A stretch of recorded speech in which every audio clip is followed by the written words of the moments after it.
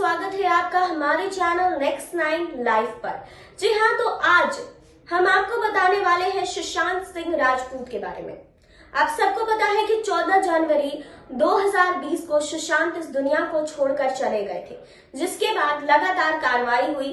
NCB, ED, CBI इन तीनों एजेंसियों ने मिलकर लगातार सुशांत के केस पर कार्रवाई की, लेकिन अब तक सुशांत केस में कुछ भी सामने नहीं आ पाया।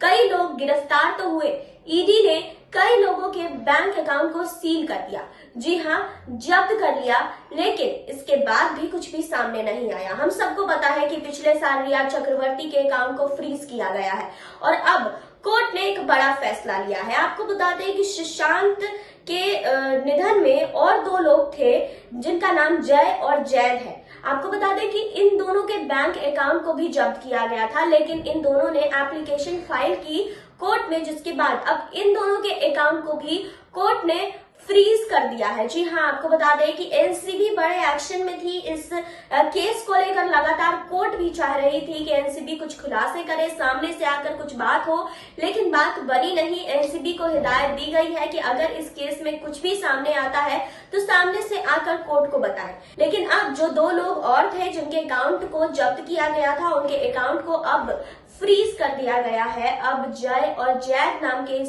दो शख्स के अकाउंट को फ्रीज किया गया है। आपको बता दें कि इस केस में सिद्धार्थ पिठानी अब तक जेल में है। सिद्धार्थ पिठानी को अब तक रिहाई नहीं मिली है। वहीं आपको बता दें कि रिया चक्रवर्ती भी इस केस में फंसी थी, 2 महीने तक जेल में रही थी, लेकिन अब जेल से बाहर है, अपनी जिंदगी को जी रही है।